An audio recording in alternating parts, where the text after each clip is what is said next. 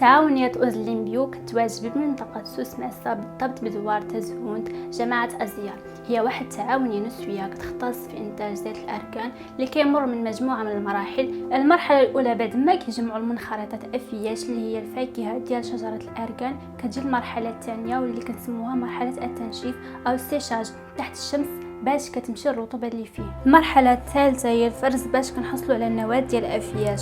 مباشره من بعد كيتم الهرس او الكونكاساج، وهذه المرحله كتطلب واحد المجهود ومهاره من المنخرطات، وهنا كنكونوا حصلنا على الحبه ديال الاركان او الزنين.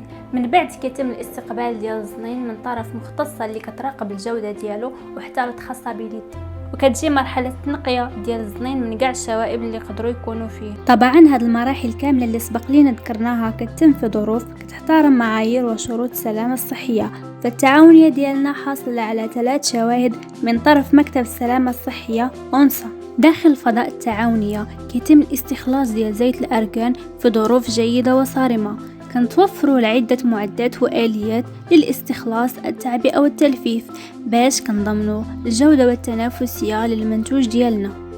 من بعد كتجي مرحلة التصفية أو الفلتراسيون باش كنصفيو زيت الأركان، وأخيرا كتجي مرحلة التعبئة اللي كنستعينوا فيها بآلات اللي كتسهل علينا هذه العملية. المنتجات ديالنا كتسوق في المغرب وحتى خارج المغرب. عندنا والحمد لله الامكانيه باش ننافسوا كبريات التعاونيات والشركات الرائده في مجال انتاج وتسويق زيت الاركان.